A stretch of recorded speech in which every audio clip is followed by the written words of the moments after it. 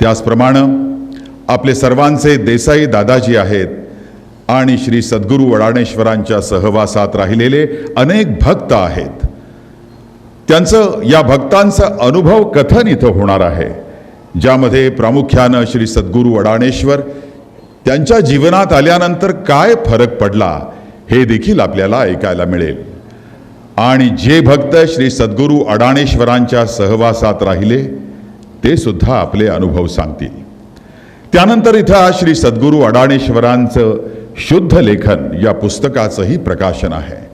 त्याचप्रमाणे अमृत वचनांवरच्या संवादाच्या सीडीचंही प्रकाशन आहे. आणि शेवटी श्री सद्गुरू अडाणेश्वरांचं मंगल पंचक, अष्टक आणि तीर्थप्रसादातील काही गीतांच्या सीडीचंही प्रकाशन होणार आहे. थोडक्यात असा हा 6 भरगच्च कार्यक्रम आहे. या कार्यक्रमाच्या प्रत्येक भागामध्ये आपण आज इथं उपस्थित आहोत आणि मला असं वाटतंय की या सगळ्याचाच एक वेगळा आनंद आपणा सर्व उपस्थितांना होणार आहे. आणि या अमृतमय क्षणांचे तुम्ही सर्वजण साक्षी आहात. यामध्ये तुमचा सहभाग आहे आणि यातील प्रत्येक प्रसंग पुढं अनेक वर्ष तुम्ही इतरांना सांगत राहाल. श्री सद्गुरू अडाणेश्वरांच्या भक्तिमार्गाच्या संदर्भात जेव्हा कधी भविष्यामध्ये इतिहास लिहिला जाईल तेव्हा आजच्या या प्रसंगाचा, अनाम प्रेमींच्या मेळाव्याचा उल्लेख टाळता येणं कठीण आहे असं मला वाटतं आणि हे माझं वैयक्तिक मत आहे. मी आज प्रथमच अशा मेळाव्यामध्ये सामील होत आहे आणि माझं देखील मन त्यामुळं अत्यंत आनंदित झालं आहे. अर्थात आजचा कार्यक्रम आयोजित करण्यामागं आयोजकांचा किंवा कुणाचाही असा हेतू नाही की इतिहासानं या घटनेची नोंद घ्यावी. त्यांचा हेतू अतिशय साधा, स्वच्छ आणि प्रामाणिक श्रद्धेनं भारलेला आहे. कारण श्रद्धा भक्तीचेच भोजन इच्छिती भक्तांपासून असं श्री सद्गुरूंनीच सांगितलेलं आहे. आणि म्हणूनच त्याच श्रद्धेनं भारलेल्या अशा अंतःकरणानं आजचा सोहळा आयोजित करण्यात आला आहे. कार्यक्रम जसजसा पुढं जाईल तसतसा माझ्या बोलण्याचा अनुभव तुम्हा सर्वांना येईलच. श्री सद्गुरू अडाणेश्वर यांच्या पवित्र वास्तव्यानं मंगल झालेली भूमी म्हणजे अमरावती. इथं श्री सद्गुरू अडाणेश्वर दादाजी यांचं पवित्र मंदिर आहे. सर्व भक्तांसाठी ते एक तीर्थस्थान आहे. अजूनही अमरावती आणि इतर ठिकाणी श्री सद्गुरू अडाणेश्वर यांच्या सहवासात प्रत्यक्ष राहिलेले अनेक भक्त आहेत. त्यांचं जीवन श्री सद्गुरू अडाणेश्वरांमुळं संपूर्ण बदललेलं आहे. अमरावती इथं आपल्या सर्वांच्या गुरुमाता तीर्थस्वरूप आई आहेत. तसंच श्री सद्गुरू अडाणेश्वर उर्फ दादाजी यांचे चिरंजीव नंदू आहेत. आज इथं आपल्या गुरुमाता आई आपल्याबरोबर उपस्थित आहेत. तसंच त्यांच्या स्नुषा सौ अनिता याही उपस्थित आहेत. त्यांना चरणस्पर्श. तसंच इतरही असंख्य भक्तगण आहेत. या सर्व भक्तगणांना मनोमन सस्नेह नमस्कार. श्री सद्गुरू अडाणेश्वर सगुणात असताना त्यांचा सर्वत्र संचार असायचा. मुंबई, ठाणे, रत्नागिरी, आदिलाबाद, नाशिक, पुणे, अमरावती, नांदेड या सर्व जिल्ह्यातली अनेक गावं, अनेक ठिकाणी त्यांचा वास असायचा. जगाच्या कल्याणा, भक्ताच्या रक्षणा, अवतरले वसुंधरा अशी ही सद्गुरू माऊली सामान्य जनांच्या कल्याणासाठी, उद्धारासाठी, उन्नतीसाठी अत्यंत साधेपणानं विविध ठिकाणी विविध स्तरातल्या लोकांच्या मध्ये वावरली. साधं राहणं हीच खरी सिद्धी. भक्ती करना भक्त का काम, रक्षण करना सद्गुरू का काम अशा साध्या सोप्या शब्दात त्यांनी अनेक अनुभव दिले. संसारातील अडचणीत अडकलेल्या सामान्य जनांसाठी अडाणेश्वर हे जगावेगळे एकमेवा द्वितीय असं नाव त्यांनी धारण केलं. आणि ही माऊली सदाचारमय धर्मस्थापना करण्यासाठी आजही सतत कार्यरत आहे. कारण का? नव्हते शरीर होतो मी, नसेन शरीर असेन मी, अनुभवा भक्तिभावाने. या आणि अशा अनेक सद्गुरू वचनांची प्रत्यक्ष अनुभूती अजूनही अनेक भक्तांना येते. श्री सद्गुरू अडाणेश्वरांना प्रत्यक्ष पाहिलेल्या, त्यांच्या सहवासाचं महद्भाग्य मिळालेल्या अनेक व्यक्ती असे दाखले देतात की सद्गुरू अडाणेश्वर हे कधीच आपण काही खूप वेगळे आहोत, मोठे आहोत असं दाखवायचे नाहीत. अत्यंत साधेपणानं, आईच्या मायेनं, प्रेमानं त्यांच्यापासून काहीही लपलेलं नाही याची सहज जाणीव करून द्यायचे आणि मग भक्तांच्या जीवनामध्ये आमूलाग्र बदल घडून यायचा. अनेकविध ग्रंथामध्ये असेही दृष्टांत दिलेले आहेत की हे संपूर्ण विश्व परमशक्तीच्या प्रेमाच्या स्पंदनावर चाललं आहे. आणि आपणही आज आपल्या जीवनात जेव्हा हे निर्मळ निरपेक्ष प्रेम अनुभवतो तेव्हा आपल्याला एक प्रकारची प्रसन्नता अनुभवायला येते. ते प्रेम, ती प्रसन्नता त्या विश्वशक्तीच्या अस्तित्वाचीच खूण नव्हे काय. हे जे मी आता सांगितलं ते मला अनाम प्रेमविषयी कळलं आणि जेव्हा कळत गेलं तेव्हा सुचत गेलं. मला जेव्हा इथं सूत्र संचालनासाठी विचारण्यात आलं तेव्हा मला असा प्रश्न पडला होता की हे अनाम प्रेम आहे तरी काय. सुरुवातीला असं वाटलं की हे अनाम प्रेम ही एक संस्था आहे जिच्यातर्फे समाजासाठी काही कार्यक्रम केले जातात. पण जसजसं मला त्याबद्दल समजत गेलं तसतसं मला कळत गेलं की अनाम प्रेम ही काही मोजक्या लोकांची संकल्पना नाही. प्रेम शिंपीत जावे या अनादिकालापासून चालत आलेल्या परमात्म्याच्या विश्वसंकल्पनेचाच अनाम प्रेम हा एक अंश आहे. आणि त्या अनुषंगानं इथं उपस्थित असलेला प्रत्येक जण, मीही अनाम प्रेमच करत असतो, पर्यायानं अनाम प्रेमाचं कार्यच करत असतो असं म्हटलं तर ते चुकीचं ठरेल का. त्या प्रेमाला कदाचित तो अनाम प्रेम हे नाव देत नसेलही. अशीच एक व्यक्ती आज इथं उपस्थित आहे जे धर्मानं पारशी आहेत. ईश्वरी प्रेम आणि ते प्रेम सर्वांना देण्यासाठी ते सदैव उत्सुक असतात.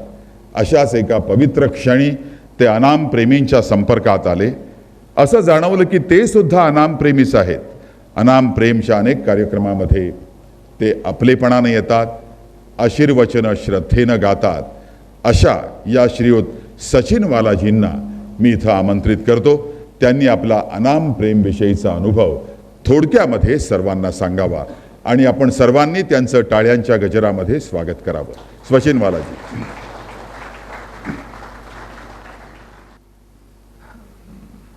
हम सभी आप लोगों के वती दादा श्री की महिमा या उनके अनंत वैभव, उनके बारे में कुछ अनुशीलन करने के लिए नहीं आए. वो करने के लिए हमारे में सामर्थ्य भी नहीं है. मैं तो आप लोगों के वती दादा श्री और मातृश्री के प्रति हमारी कृतज्ञता व्यक्त करने के लिए आया.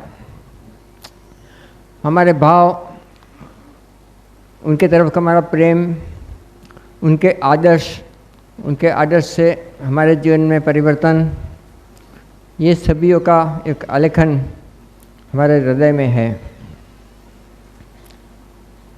कोई भक्त कभी भी सद्गुरु की महिमा का वर्णन नहीं कर सकता. हमें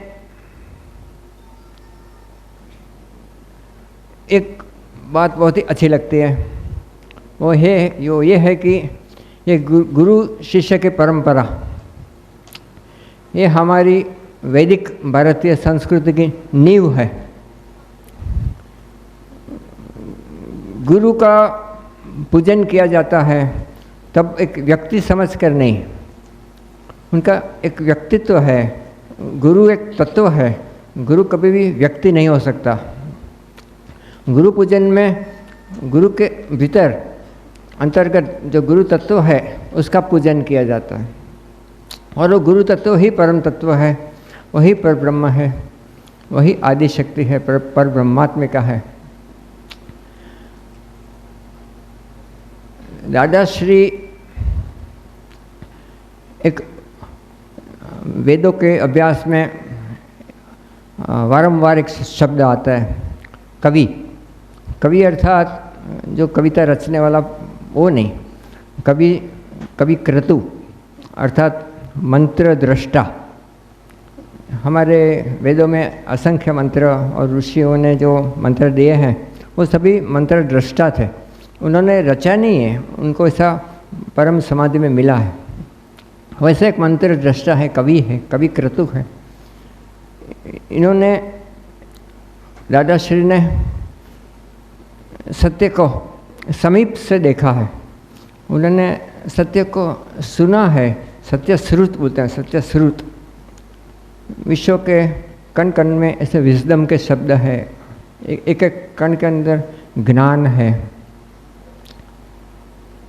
वैसे हमारे दादाश्री एक क्षत्रिय कहा जाता है। क्षत्रिय मतलब जिन्होंने शास्त्र का सार जान लिया है, तत्वदर्शी अर्थात सत्य के अनुसंधान में जो सत्य के बहुत करीब आए हैं, और ब्रह्मनिष्ठ अर्थात जिन्होंने आचरण में उतारा है सभी। दादाजी का एक सबसे बड़ा बोध जो हमें स्पर्श करता है सदा, वो यही है कि आपने जो कुछ पाया है वो आपके जीवन के आचरण में उतरना ही चाहिए। दादाश्री का जीवन यज्ञमय है। उनका एक छोटा सा विचार, छोटी सी क्रिया, कुछ भी जो कुछ भी करते हैं वो सभी यज्ञमय है। यज्ञ में परोपकार होता है, विशुद्धिकरण होता है, परमार्थ होता है। उनका जीवन ही यज्ञमय है। परिपूर्ण परब्रह्म परमात्मा सच्चित आनंद, वैसे दादाजी जैसे महापुरुषों के भीतर सत्यम शिवम सुंदरम के रूप में व्यक्त होते हैं और उनके अनंत वैभव फैलाते हैं। कितनी बहुत बड़ी बात है, सुनिए आप। सच्चित आनंद एक महात्मा के, महर्षि के हृदय में निवास करके सत्यम शिवम सुंदरम के रूप में अपने अनंत वैभव फैलाते हैं। वैसे सद्गुरु का सानिध्य जिसे मिला है उसका जीवन क्यों नहीं कृतार्थ होगा। उन्होंने, हम लोगों ने, शिष्यों ने, भक्तों ने उनकी शरण में, दादाश्री की शरण में जाकर हमारा जीवन कृतार्थ किया है। और दादाश्री ने हम लोगों को भगवान की शरण में ले जाकर उनका जीवन कृतार्थ किया और जीवन मुक्त हो गए। ये जीवन मुक्त है। दादाश्री सदेह में विदेह है, देह में होते हुए भी वो देह से पर है। उनके पास कोई देहाध्यास नहीं है, देह का अध्यास है ही नहीं। वो सतत आत्मा में रहते हैं, उन्हें आत्मशक्ति में रहते हैं, ब्रह्म भाव में रहते हैं। हमारा जीव भाव उनके सानिध्य में ब्रह्म भाव में रूपांतरित हो गया है। अभी मुझे कोई शोक नहीं होता है, मैं सतत आनंद में रहता हूँ, हर्ष में रहता हूँ। मेरे जीवन में ऐसा परिवर्तन आया और मेरे द्वारा अन्य लोगों को भी जो मैंने पाया था उनको दिया। और यही एक हमारी भारतीय परंपरा है कि हम आनंद बांटते जावे। लेकिन आनंद जब पराकाष्ठा में पहुंचता है, सत्य के साथ योग में आता है, तब प्रेम का आविर्भाव होता है और प्रेम सर्वोत्तम होता है। प्रेम से ऊपर और कुछ नहीं है। प्रेम के आगे, प्रेम से समझो ज्ञान की भी कोई आवश्यकता नहीं है, धर्म की भी आवश्यकता नहीं है। लेकिन धर्म के आचरण किए बिना प्रेम तक पहुंचा नहीं जाता है। और वो धर्म वैदिक धर्म है। हमारे ऋषियों ने बताया वो है हमारी अग्नि की उपासना, हमारी सूर्य की उपासना, हमारा सत्य का अनुसंधान, प्रकाश का अनुसंधान, अमरत्व का अनुसंधान। भगवान और भक्त के मध्य में जो सेतु है वो गुरु है। गुरु को व्यक्ति से नहीं तत्व से समझना चाहिए और अपना जीवन कृतार्थ होना चाहिए। हम बहुत ही आनंद में हैं। ऐसा आनंद सभी को मिले, सर्वत्र आनंद हो, सर्वत्र प्रेम हो, सर्वत्र संबंध हो। अनेक योनियों के बारे में सभी को सुख मिले। हम सभी योनियों के बारे में, खनिज के हो, पशु पक्षी के हो, भूत यज्ञ, ऋषि यज्ञ, देव यज्ञ, हमारे 5 यज्ञ प्रत्येक दिन करने के लिए जो फरमान है वो सब करते रहें। और अंतिम बात एक कि दादाश्री के जो गुरु, उनको अगर आपने तत्व से जाना, तत्व से जानना ही पड़ेगा। भक्ति में रंग तभी आता है जब आप जिसकी भक्ति करते हो उसको आप तत्व से जानो। तत्व से जानना अर्थात क्या? ज्ञान से, ज्ञान मार्ग के पर परिष्कृत होकर, ज्ञान को पचाकर। ये दादाश्री के जो गुरु है वो हिरण्यगर्भ ब्रह्म की शक्ति है। हिरण्यगर्भ ब्रह्म अर्थात अखा ब्रह्मांड की शक्ति एक पिंड के अंदर जब कॉन्सेंट्रेटेड होती है, उसकी बात है, बहुत बड़ी बात है। पर ब्रह्मात्मिका के 5 स्वरूपों में से चौथा स्वरूप है ये हिरण्यगर्भ ब्रह्म, इसकी शक्ति है ये। अब बात रह गई वेबसाइट की। तो हमारे जैसे लोग जो गुफा में बैठते हैं, तप करते हैं, सतत वन में रहते हैं, उनको तो कुछ भी मालूम नहीं। अभी कोई बेबी ने बताया, कितना कुछ समझाया, लेकिन हमारे समझ में कुछ भी नहीं आया। और हमारी वेबसाइट हमारे हृदय में है। जब भी हम खोल सकते हैं, दादाजी हाजिर। हमारी योग विद्या है हमारे पास। कितने भी दूर हो, सतत भौतिक सानिध्य भले ना हो, लेकिन आत्मिक है। हमारी चेतना उनकी चेतना के साथ संपर्क कर सकती है। हमारी मानवीय चेतना को ब्रह्मांडीय चेतना के साथ संसर्ग कराने वाले हमारे दादाश्री कभी भी हमें प्राप्त हो सकते हैं, क्योंकि हमारी वेबसाइट हमारे हृदय में है। हरि ओम, हरि ओम।